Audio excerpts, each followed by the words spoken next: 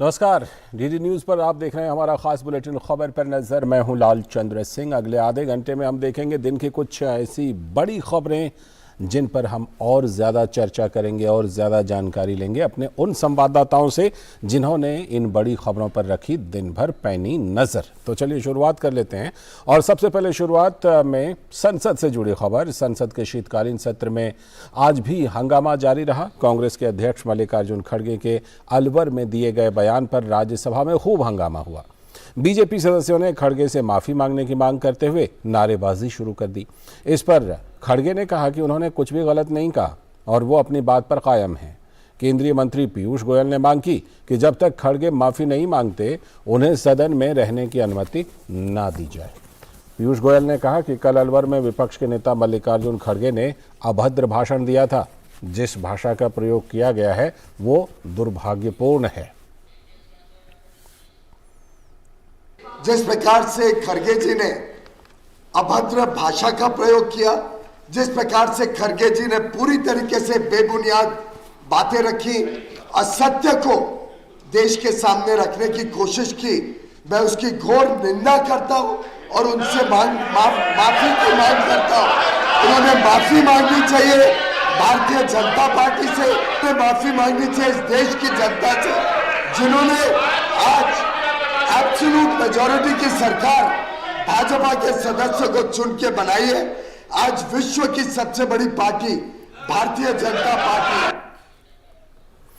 और इस बीच सभापति जगदीप धनखड़ ने सत्ता पक्ष और विपक्ष के सदस्यों के रवैये पर नाराजगी जताई और कार्यवाही जारी रखने की अपील की। उन्होंने चेताया कि इस तरह का व्यवहार आगे बर्दाश्त नहीं किया जाएगा। 135 करोड़ जनता हम पर हंस रही है। 135 करोड़ जनता आज के दिन चिंतित है, चिंतन कर रही है, मंथन कर रही है। क्या हमारा ये स्तर हो गया है कि हम एक दूसरे की बात नहीं सुन सकते? हो सकता है किसी के विचारों से कोई सहमत न हो सकता है आवेश में बाहर कोई बात कह दी गई हो सकता है बात का आधार हो निराधार हो सकता है बात के ऊपर दो मत हो, पर उसका मतलब यह नहीं है कि नेता बोले तो इधर से डिस्टर्बेंस, प्रतिपक्ष के नेता बोले तो इधर से डिस्टर्बेंस। ये टिट फॉर टैट है क्या? तो ये तो बात हुई ऊपरी सदन राज्यसभा की। और निचले सदन लोकसभा में चीन सीमा के मुद्दे पर विपक्ष ने खूब हंगामा किया और प्रश्नकाल को वहां पर स्थगित करना पड़ा।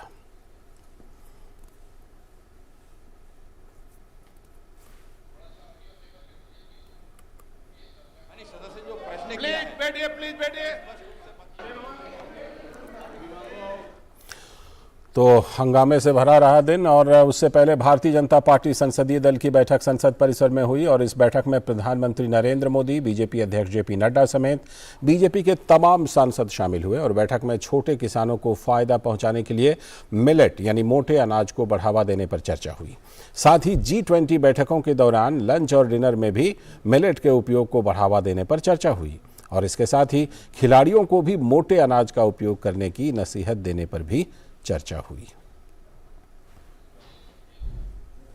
ये छोटे फार्मर को विशेष रूप से, जब ये दुनिया में अभी 200 से ज़्यादा मेहमान, 200 ज़्यादा से ज़्यादा मीटिंग हो रहा है, लाखों से ज़्यादा लोग G20 में आ रहे हैं, उन सब लोगों को कहाँ भी पॉसिबल है, कहाँ भी डिनर वगैरह होगा, वहाँ हम मिलेट का भी कुछ तो कुछ आइटम रखेंगे।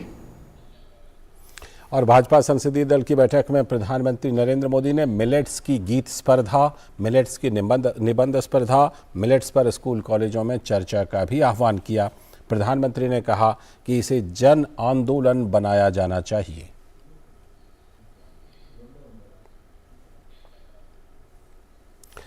जोड़ते हैं संसद से जुड़ी खबरों पर अपने संवाददाता ऋषि कुमार से, जो हमारे साथ जुड़ चुके हैं संसद भवन परिसर से। बल्कि राजेश राज हैं हमारे साथ, इस खबर पर जुड़े हुए हैं। राजेश, जिस तरह से कि संसद में आज 2 मुद्दों पर हंगामा हुआ, एक तो सबसे पहला मुद्दा जो ये रहा कि मल्लिकार्जुन खड़गे जी का बयान, जो कि उन्होंने प्रधानमंत्री पर भी अभद्र शब्द का इस्तेमाल किया था। और दूसरी बात ये कि तवांग की जो LAC झड़प है उसको विपक्ष ने जिस तरह उठाया, हंगामा रहा, लेकिन क्या उसके बाद फिर संसद का कामकाज सही ढंग से चल रहा है? देखिए लालचंद्र, जो शुरुआती दौर की अगर बात करें तो आज सुबह से ही जो मल्लिकार्जुन खड़गे का बयान था वो बयान काफ़ी सुर्खियां बटोर रहा था। पक्ष और प्रतिपक्ष दोनों जो सदन के जो सांसद थे वो चाहे सत्ता पक्ष के हों या विपक्ष के हों, वो मल्लिकार्जुन खड़गे के बयान पर ही प्रतिक्रिया जो है वो मीडिया से दे रहे थे। और सत्ता पक्ष के जो कई केंद्रीय मंत्री थे, चाहे वो अश्विनी चौबे की बात करें या फिर प्रहलाद पटेल की बात करें, मीनाक्षी लेखी की बात करें, इन तमाम लोगों ने मल्लिकार्जुन खड़गे के बयान की कड़ी शब्दों में निंदा की और कहा कि आज़ादी की लड़ाई का जिक्र जो कांग्रेस पार्टी कर रही है उस कांग्रेस पार्टी को अपने गिरबान में झांकना चाहिए। और जिन शब्दों का प्रयोग मल्लिकार्जुन खड़गे ने किया, उस शब्द को लेकर बहुत तीखी प्रतिक्रिया जो है भारतीय जनता पार्टी के सांसदों और मंत्रियों में देखी जा रही थी। और तमाम लोग जो थे वो मल्लिकार्जुन खड़गे पर रोष जता रहे थे। वहीं एक जो खबर बाहर मीडिया के द्वारा जब सवाल पूछा गया कि राहुल गांधी ने ये प्रतिक्रिया दी कि हिंदी जो है, हिंदी का देश में चाहे जितना भी प्रचार प्रसार हो ले, विदेशों में हिंदी की कोई प्रतिष्ठा नहीं है, इसको लेकर भी मीडिया के द्वारा लगातार मंत्रियों से सवाल पूछे जा रहे थे। और उस पर अश्विनी चौबे जो केंद्रीय मंत्री हैं उन्होंने कहा कि इटली जो है वो ननिहाल है राहुल गांधी का, लेकिन अब वो बाशिंदे तो हिंदुस्तान के हैं, तो उन्हें हिंदुस्तान की बात करनी चाहिए, विदेशों की बात वो क्या कर रहे हैं। ठीक है, इस पर भी उन्होंने प्रतिक्रिया दी। और उसके बाद जो है सदन में लोकसभा में भारी अवरोध का सामना जो है वो सत्ता पक्ष के जो सांसद हैं उन्होंने इस बात को लेकर काफ़ी तीखी प्रतिक्रिया दिखाई और सदन का कामकाज जो है वो बाधित हुआ। फिर लोकसभा की को स्थगित किए जाने के बाद मीडिया से मुखातिब हुए पीयूष गोयल जो राज्यसभा में नेता सदन हैं और केंद्रीय मंत्री हैं, वो और प्रहलाद जोशी जो संसदीय कार्य मंत्री हैं, उन्होंने आकर के वहाँ पर अपनी प्रतिक्रिया दी और कांग्रेस को आड़े हाथों लिया।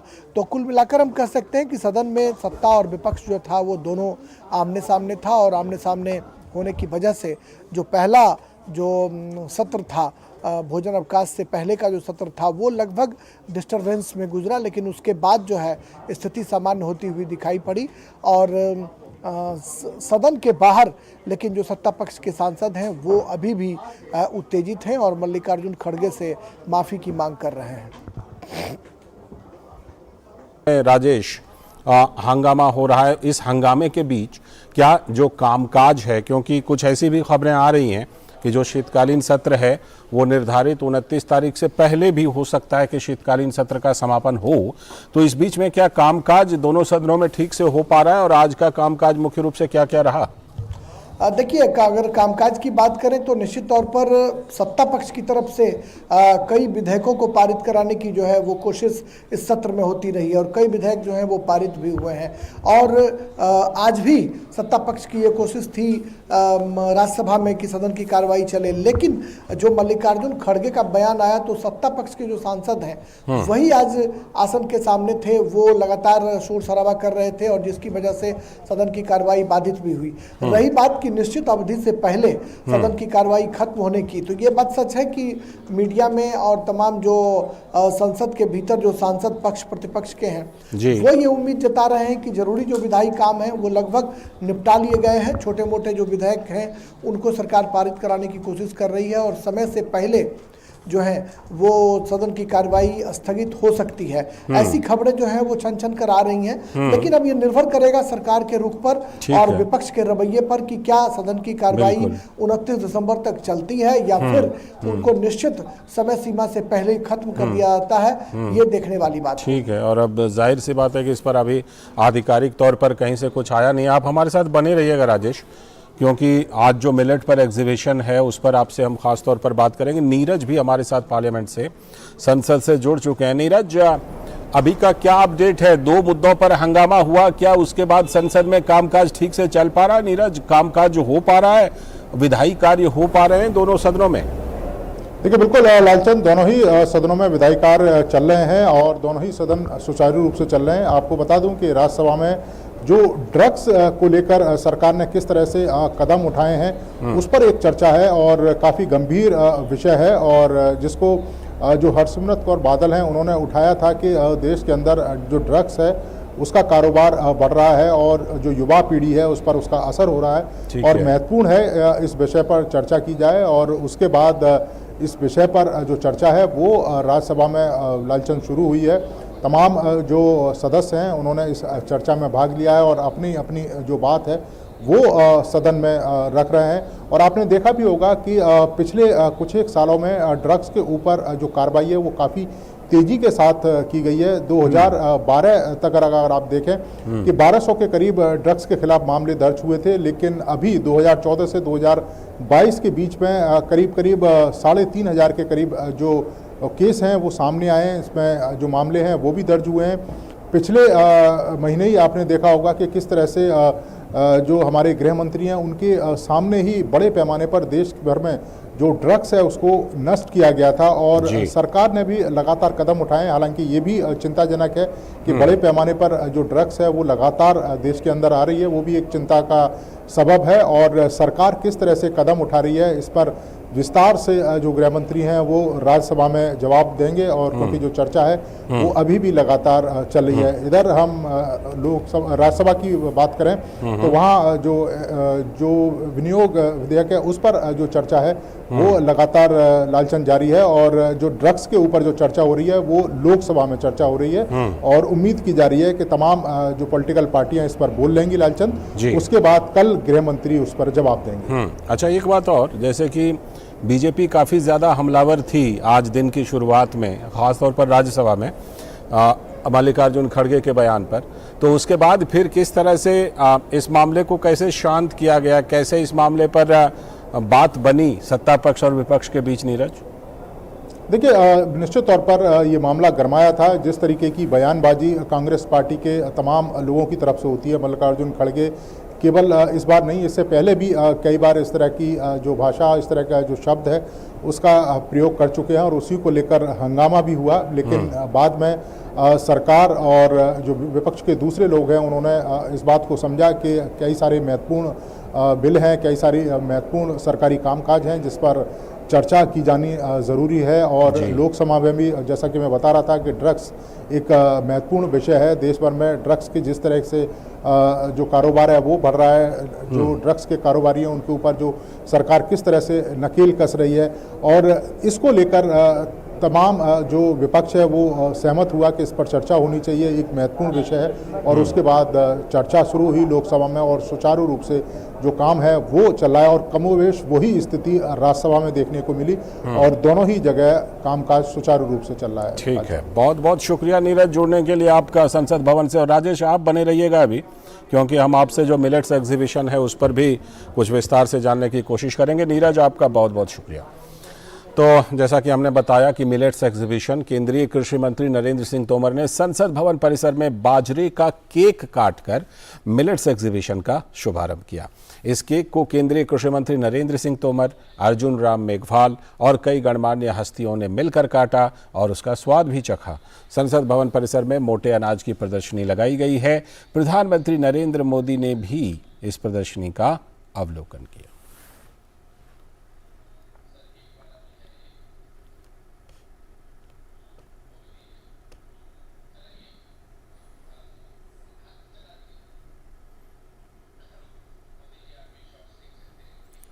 तो ये वो दृश्य जब मिलेट्स एग्जीबिशन का शुभारंभ हुआ, केंद्रीय मंत्री ने केक काटकर इस मिलेट्स एग्जीबिशन का शुभारंभ किया। बाजरे का केक खास तौर पर इस मौके के लिए बनाया गया था।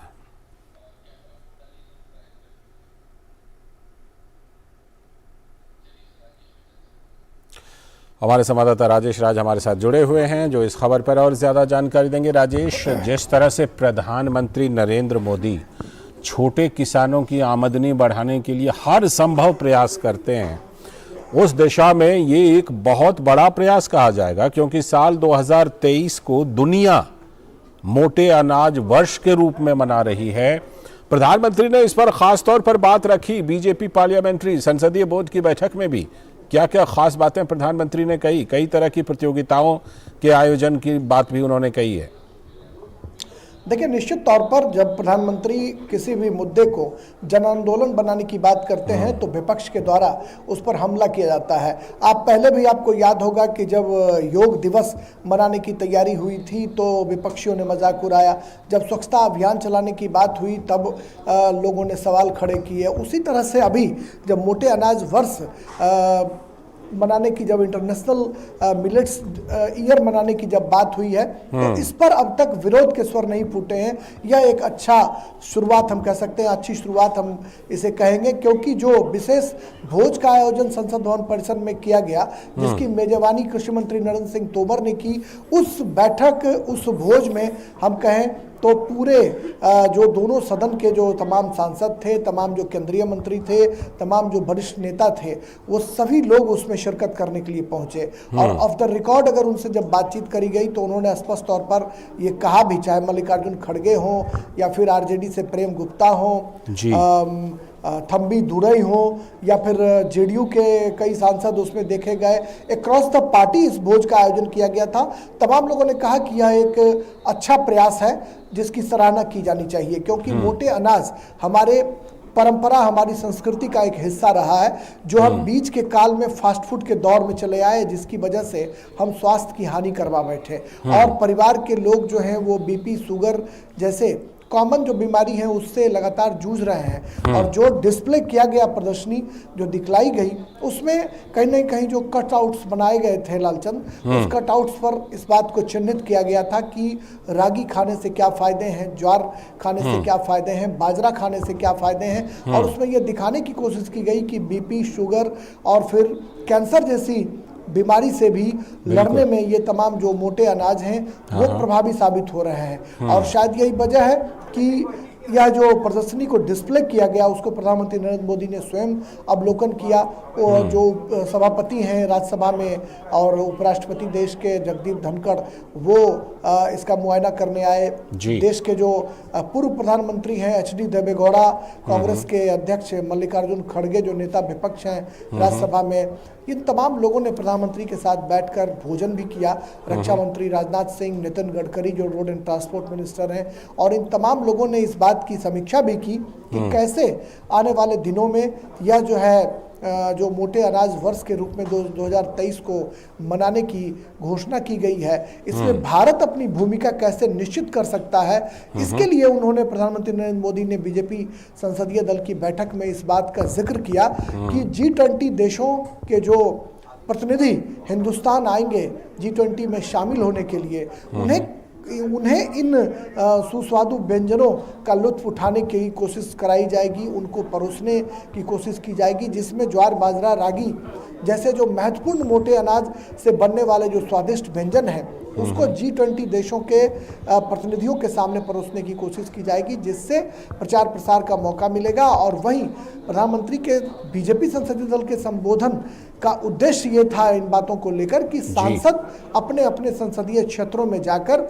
इस मोटे अनाज वर्ष का प्रचार करेंगे और लोगों को इस अनाज के फायदे बताएंगे और खाने के लिए प्रेरित भी करेंगे। बिल्कुल, चलिए, बहुत बहुत शुक्रिया राजेश इस खबर पर विस्तार से जानकारी देने के लिए। तो हमारे संवाददाता राजेश राज हमसे जुड़े हुए थे और ख़ास तौर पर जो संसद भवन परिसर में मिलेट एग्जीबिशन लगाया गया है उसके बारे में विस्तार से हमें जानकारी दे रहे थे। और इस मिलेट एग्जीबिशन पर प्रधानमंत्री नरेंद्र मोदी का ख़ास फोकस है। उन्होंने ख़ास तौर पर G20 के जो जितने भी कार्यक्रम हैं उसमें मिलेट से बने हुए व्यंजन परोसने की भी बात कही है। तो तमाम तरह से मोटे अनाज को बढ़ावा देने की कोशिश हो रही है। और अब रुख करते हैं एक और बड़ी खबर की। PIB ने अपने फैक्ट चेक में पाया है कि कुछ YouTube चैनल प्रधानमंत्री, भारत के सर्वोच्च न्यायालय, भारत के मुख्य न्यायाधीश और भारत के चुनाव आयोग के बारे में भी गलत और भ्रामक खबरें फैला रहे हैं। एक YouTube चैनल जिसका नाम न्यूज़ हेडलाइंस प्रधानमंत्री, भारत के सर्वोच्च न्यायालय, भारत के मुख्य न्यायाधीश और भारत के चुनाव आयोग के बारे में फेक न्यूज़ का प्रचार करता हुआ पाया गया। तो वहीं एक अन्य यूट्यूब चैनल सरकारी अपडेट, ये उसका नाम है, उसमें भी भारत सरकार की विभिन्न योजनाओं के बारे में भ्रामक प्रचार करता हुआ पाया गया है। पीआईबी फैक्ट चेक ने इसकी लगभग सभी सामग्री को नकली पाया और इसे अपने ट्विटर हैंडल के माध्यम से साझा भी किया। इसके अलावा यूट्यूब चैनल आज तक लाइव गलत खबरों का एक और अड्डा है। 65,000 से भी अधिक ग्राहकों के साथ यूट्यूब चैनल ने विभिन्न व्यक्तियों की मृत्यु के बारे में झूठे दावे और सरकार के फैसलों के बारे में भी गलत सूचना फैलाई है।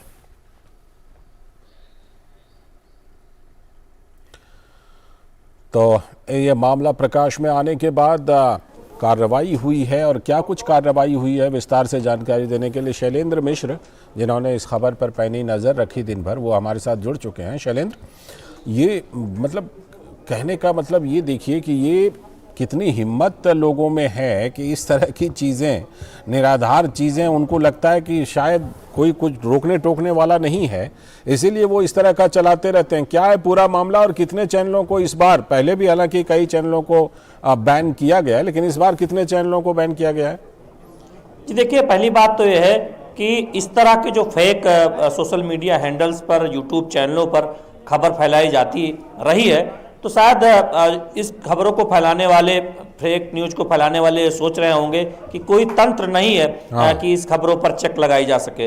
हम जानते हैं कि सूचना प्रसारण मंत्रालय के तहत पीआईबी फैक्ट जो टीम है वो ये सुनिश्चित करती है कि कोई भी अगर भ्रामक खबर सोशल मीडिया हैंडल्स के जरिए या यूट्यूब चैनलों के जरिए फैलाई जाती है, वो संज्ञान में आती है या फिर उसे चेक किया जाता है, तो उसका तुरंत खंडन किया जाता है कि वो खबर गलत है, वो खबर फर्जी है, जिससे दर्शक या पाठक या आम लोग ये जान पाए कि गलत खबरें फैलाने की कोशिश उस मीडिया हैंडल के द्वारा हो रही है।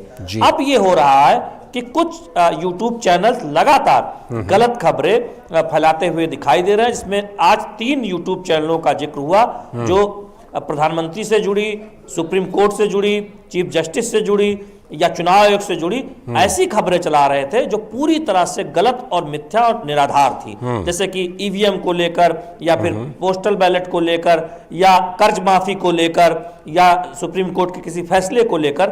तब ये संज्ञान में आया कि लगभग सारी इनकी खबरें झूठी हैं और उन पर एक लगाम लगनी चाहिए और उन्हें चिन्हित किया गया, उनका खुलासा किया गया। पहली बात इससे कि ये होगी कि जो भी इन यूट्यूब चैनलों को देख रहे हैं, आज तक लाइव या फिर जो 2 और यूट्यूब चैनल हैं, उनके बारे में लोग जान जाएंगे कि उन पे जो खबरें प्रसारित हो रही हैं दरअसल वो खबरें नहीं, वो फेक न्यूज है। दूसरी बात यह है कि 102 से ज्यादा यूट्यूब चैनलों पर हम जानते हैं लालचंद्र की पहले कार्रवाई हो चुकी है, और जब इस तरह का मामला संज्ञान में आता है तब हम देखते हैं कि इन चैनलों पर सूचना प्रसारण मंत्रालय तुरंत कार्रवाई करता है। और निजी हैंडल्स की बात करें, अगर किसी सोशल मीडिया हैंडल्स या ट्विटर हैंडल्स या बाकी सोशल मीडिया प्लेटफॉर्म, तो हम देखते हैं कि आईटी मंत्रालय भी समय समय पर इस तरह की कार्रवाई करता है। तो निश्चित तौर पर ये एक इस बार पहली बार ये नई बात हुई है कि अब ये सर्च किया जा रहा है कि कौन कौन से ऐसे हैंडल्स हैं, कौन कौन से जो यूट्यूब चैनल हैं जो लगातार फर्जी खबरें फैला रहे हैं। तो यानी अब कोई बचने वाला नहीं है। सब लोग ये समझ ले जो इस तरह के सोशल मीडिया हैंडल चला रहे हैं, इस तरह के यूट्यूब चैनल चला रहे हैं। और सबसे दिलचस्प बात यह है कि इतना दुस्साहस है कि उस पर विज्ञापन डाल रहे हैं, उस अपने सब्सक्राइबर्स के जरिए कमाई कर रहे हैं, यानी उसे कमाई का जरिया भी बना रहे हैं, जबकि वो खबरें फेक है, वो भ्रामक खबरें हैं। तो अब उस पर लगाम लग रही है, उस पर रोक लगाई जा रही है, उस पर कार्रवाई की जा रही है। पीआईबी फैक्ट चेक के जरिए न केवल सिर्फ खबरों को बताया जा रहा है कि वो खबर गलत है, बल्कि ये भी बताया जा रहा है, अब पहली बार आप देखें कि 3 बड़े यूट्यूब चैनल जिनके सब्सक्राइबर की संख्या आपने बताई भी, अगर कुल मिला ले तो 30 लाख से ज्यादा है, कई बार देखे जा चुके हैं, उनके तकरीबन सारे वीडियो फर्जी हैं। तो अब इस पर एक चिन्हित हो गया है, खुलासा हो गया, पर्दाफाश हो गया, तो हम ये मानेंगे कि इन पर कार्रवाई भी होगी। बिल्कुल, ये कार्रवाई होगी। और मुझे लगता है जिसे कहते हैं ना कि निषेध जो है उपाय से ज़्यादा ज़रूरी होता है, तो कुछ ऐसा भी आगे चल कर के मैकेनिज्म ज़रूर बनेगा कि ऐसी सामग्री इंटरनेट पर आ ही नहीं पाए। बहुत बहुत शुक्रिया आपका जुड़ने के लिए और इस खबर पर विस्तार से जानकारी देने के लिए। तो हमारे संवाददाता शैलेंद्र मिश्र हमसे जुड़े थे और ख़ास तौर पर जो फेक न्यूज़ फैलाने वाले यूट्यूब चैनलों पर आज फिर से कार्रवाई हुई है उसके बारे में विस्तार से जानकारी दे रहे थे। फिलहाल इसी के साथ आज के खबर पर नज़र में इतना ही। हमारी टीम को दीजिए अनुमति, लेकिन डीडी न्यूज़ पर खबरों और कार्यक्रमों का सिलसिला लगातार जारी है। नमस्कार।